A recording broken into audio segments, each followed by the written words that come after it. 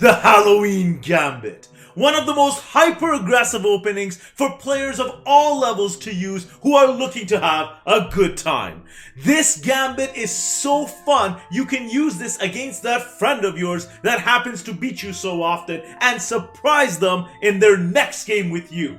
I hope you guys stick around for the end of this video because there are lots of tricks and traps and we'll see how white gets to utilize this hyper-aggressive opening to gain the initiative and get the black king on the run. However, if you're playing for black, we'll show you how to defend it if you ever come across this super aggressive opening. Stay tuned, lots of fun ahead.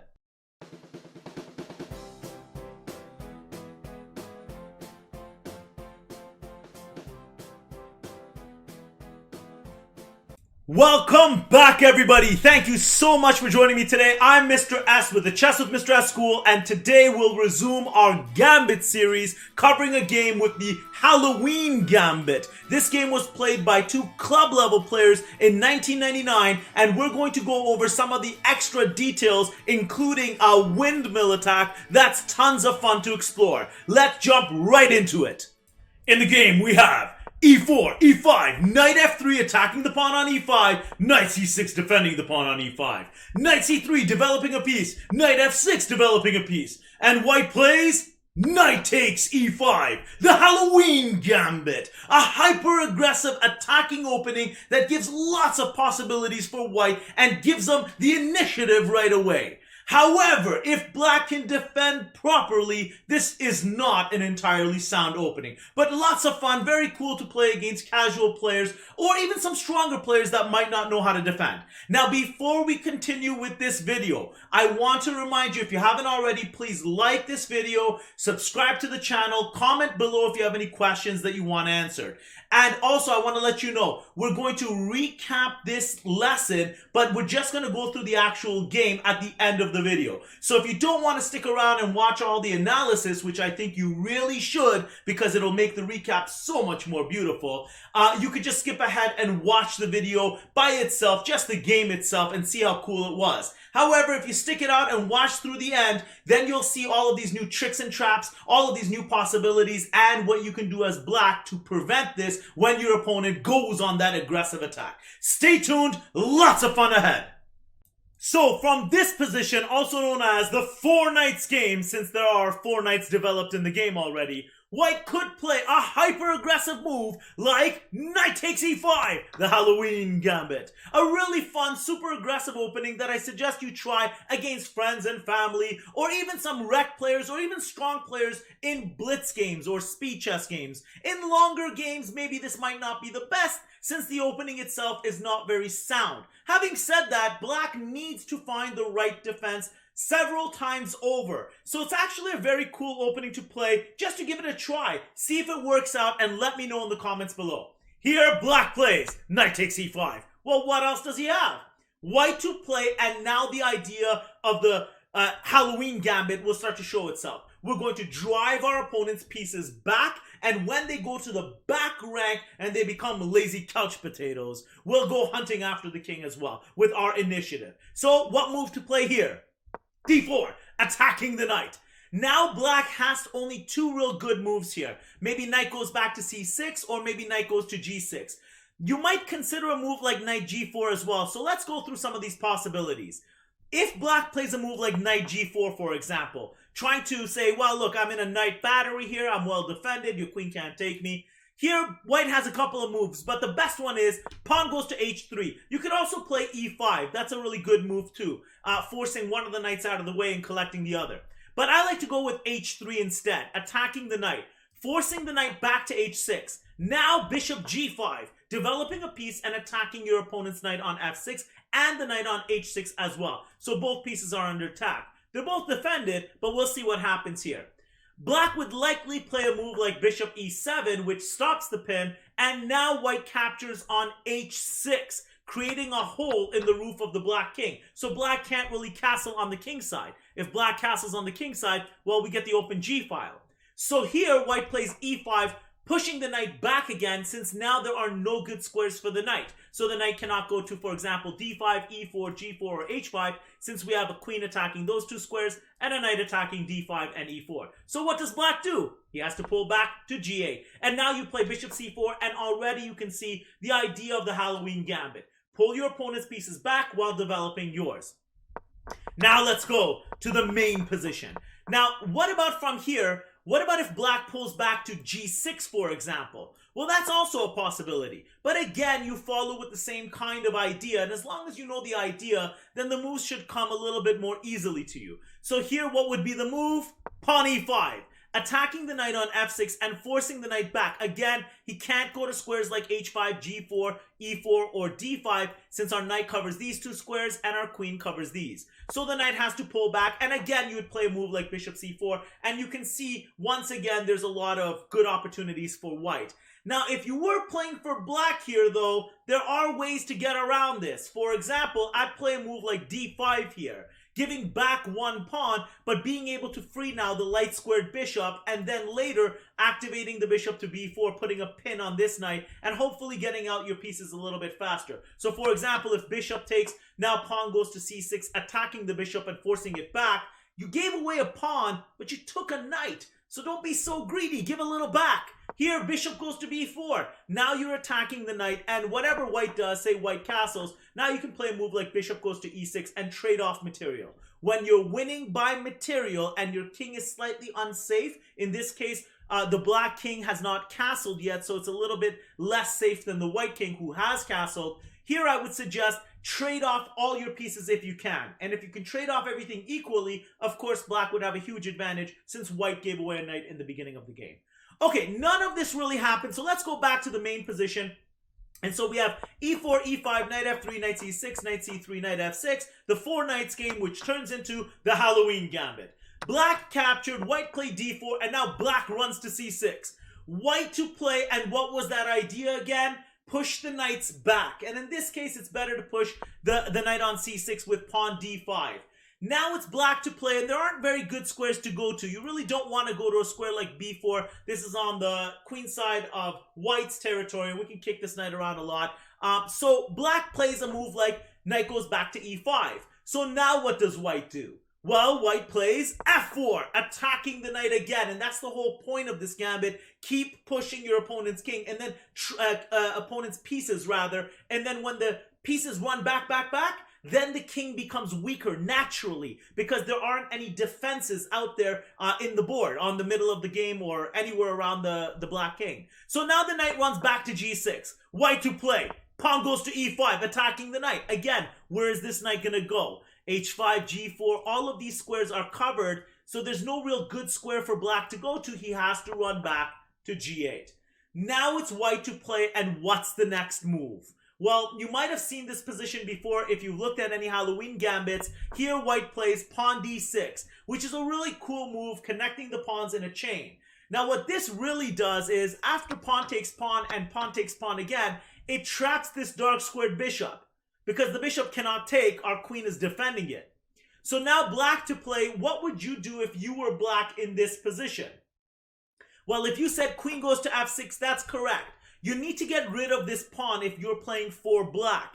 As white, you love your pawn here because it's blocking this pawn on d7 from coming outside, which means this bishop is also trapped since the bishop generally likes to come through the front door. Here you can't even play a move like b6, which we're going to find out in a moment why that doesn't work so well either. It's white to play. Now how would you continue as white? So, how would you continue if you were playing for white in this position? If you said knight b5, threatening c7, forking the king and the rook, it's a great way to press your attack and often leads black to making the wrong move. Which begs the question, if you were playing for black, how would you continue here? Take a moment, pause the video, and try finding the best move for black. Did you find it?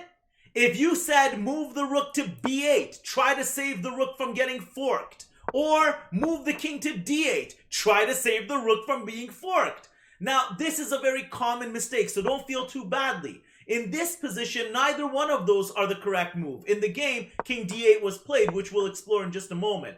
But far better than that would be to develop a new piece. Now, in the beginning of the game, white gave away a knight for free. So here, you shouldn't feel too badly giving away the rook. especially since you have the opportunity now and the time to take out new pieces. So I always recommend to my students, take out your knight, put it on h6. You could also take f4, but I prefer putting my knight on h6 because it develops a new piece. And after white plays a move like knight c7, attacking your rook and your king, once the king moves over and then white captures the rook, here bishop now takes the d6 square. So now we've developed a bishop, we've developed a queen, we've developed two knights, albeit the knight is on the corner. We'll still find a better square for him later. It's still a developed piece. And now what does white have? All of these pieces are lazy couch potatoes, and the king hasn't even castled. So here, what should black do as a continuing attacking idea? So any such move will be good, like rook goes to e8, for example, will be a good idea. Bishop goes to c5, cutting off the g1 square for the king to castle. Pawn b6, getting ready to develop the bishop to b7. So for example, if white plays a move like bishop e2, getting ready to castle, you can play either of those moves that I highlighted. Like bishop c5 would be a good move. It attacks the g1 square, so white can't castle. You could also play a move like rook goes to e8, and now you're attacking this square on e2. Or you can make a move like pawn b6, developing the bishop, attacking g2, attacking the knight as well, but the knight's not going anywhere. So the point is here, black is actually considerably better. If you look, black has very good developed pieces, a very good line and sight toward the white king. So what does white really have here? A little bit of extra material? It's not enough. So this is why the Halloween Gambit, fun as it is actually not an entirely sound opening. So it doesn't really work if black plays perfectly. But as you can tell, it's a little tricky to find those moves. Let's go back to our position and see what really happened in the game.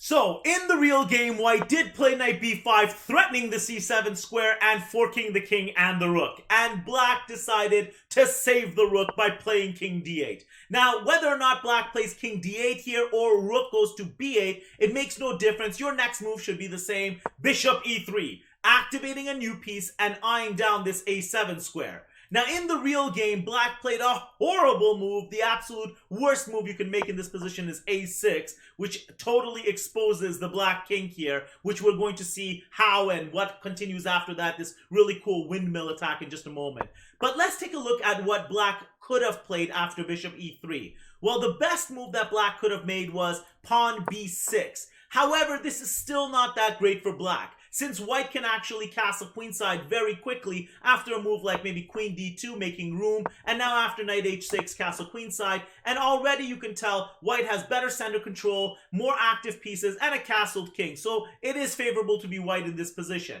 And even after, say, a move like pawn b6, white could still play a move like, say, queen d5 here, threatening the a8 rook. So for example, queen goes to d5, black plays rook b8, and now white plays castle queenside, and after queen goes to e6, hoping that white will take, which you should not if you're white here. If you're black, since you're winning by material but your king is weak, you should try to trade pieces. So that's a common rule. When you're winning by material and your king is weak, trade pieces equally wherever you can.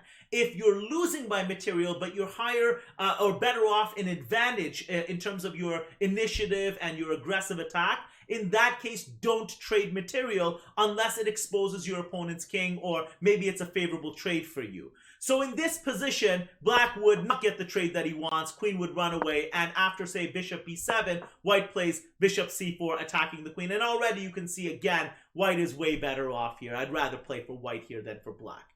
Okay, let's go back, see how the game finished off. After knight b5, threatening the c7 square, black played king d8, bishop to e3, and now this terrible, terrible mistake, pawn a6, exposing his king. So the move is bishop b6, checking the black king. Now we're going to lead into a windmill attack, and in the real game, black did run to e8, of course, and white plays knight c7 check. Black played king d8, and after knight captures rook, giving another check, this is a discovered check, black decided to resign.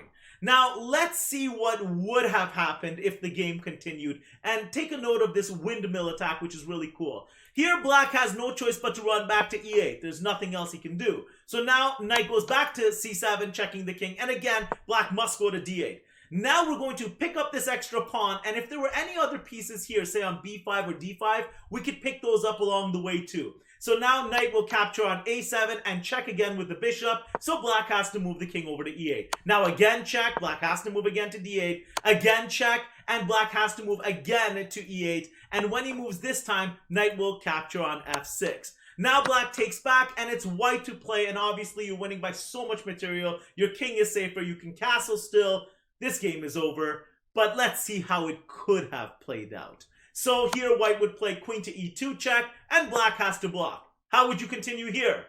So from this position, white can win in about a gazillion different ways, but we're just going to wrap up the game and see one possible outcome that could have happened. Let's say white castles queenside, and now black plays king f8, escaping the pin. Now white captures the bishop on e7, and black captures back. White plays bishop c5, threatening to capture on e7 and deliver a mate. So black plays pawn c6, defending. White plays a rook takes d6, and now threatening d8 with the rook. Black plays bishop to e6, bringing out another piece and trying to block the queen. White continues with, well, anything works. But in this case, let's say rook d8. Now black has no move but to pull back the knight, and now all of black's pieces are suffocating again. Sort of like the whole theme of the game after we played our Halloween Gambit and drove our opponent's pieces back.